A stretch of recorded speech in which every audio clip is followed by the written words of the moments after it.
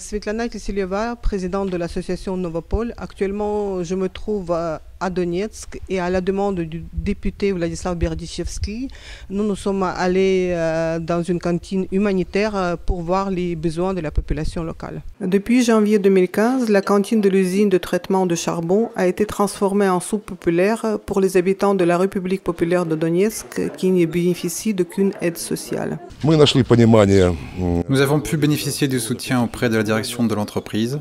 La cantine appartient à l'usine et les travailleurs la fréquentent toujours.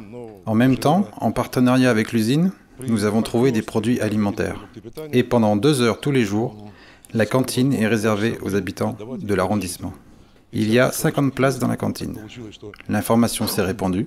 Nous avons distribué des tickets de rationnement aux personnes les plus démunies. Et donc, le nombre de personnes qui fréquentent la cantine est passé de 50 à 170. Le problème crucial pour cette cantine reste de trouver le financement pour assurer son fonctionnement.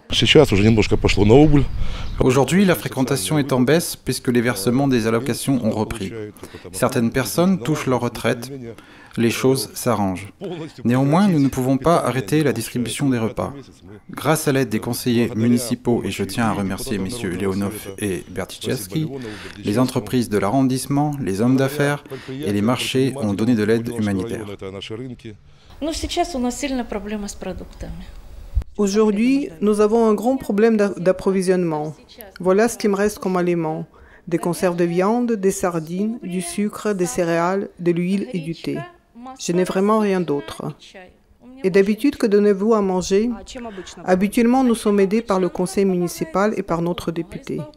Le conseil municipal nous amène des légumes pour faire de la soupe et le repas. Actuellement, le conseil municipal nous a amené du blé.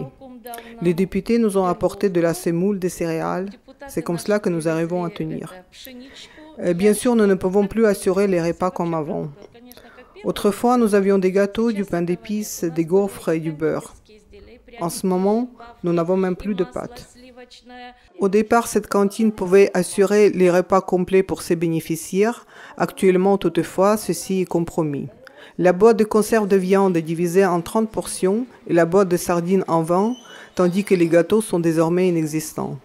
Rappelons que pour les gens qui fréquentent cette cantine, il s'agit de seuls moyens de subsistance. Depuis combien de temps vous mangez ici? Depuis mi-janvier. C'est très bon. Le personnel est extraordinaire. Pour moi, c'est vital. Je n'ai plus de travail depuis 2 ans. Je n'ai pas de retraite et en fait, je n'ai pas encore assez d'annuités. Il me reste encore 3 ans. J'ai travaillé pendant 28 ans comme soudeur. Il y a aussi ma fille qui m'aide un peu et ma femme aussi travaille un peu. J'en pleure presque. C'est très bon et c'est très bien. Nous pouvons emporter aussi chez nous. Nous pouvons manger ici et emporter avec nous en plus. Quelle est la raison de votre présence ici? Quelle raison? Je ne touche pas encore la retraite, il me manque des annuités. Je fais partie des personnes démunies. Je suis restée ici avec mon petit-fils. Sa mère, parent isolé, est partie en Crimée. Avant, elle nous envoyait de l'argent de là-bas, mais maintenant, les virements ne fonctionnent plus. Nous avons décidé de venir à la cantine. Je suis venue moi-même et après j'ai amené mon petit-fils. Je remercie les conseillers parce qu'ils ont autorisé mon petit-fils à manger ici. Autrement, nous ne recevons de l'aide humanitaire qu'une fois par mois, donc nous venons manger ici. C'est très bon et c'est fait maison. Le petit est content. Il s'est réveillé à 6 heures du matin et m'a dit « C'est l'heure d'aller à la cantine ». Pendant le week-end, il compte les jours qui restent pour aller à la cantine. Là-bas, c'est très bon. Tu ne fais pas pareil. Ici, il mange. Là, il s'amuse à se cacher. Nous aimerions attirer l'attention de toutes les personnes bienveillantes pour nous apporter l'aide nécessaire afin de continuer les distributions essentielles pour la population de Donetsk et la continuation du travail de la cantine. Svetlana Kiselyova, Kristina Krymova pour Novorossiya TV.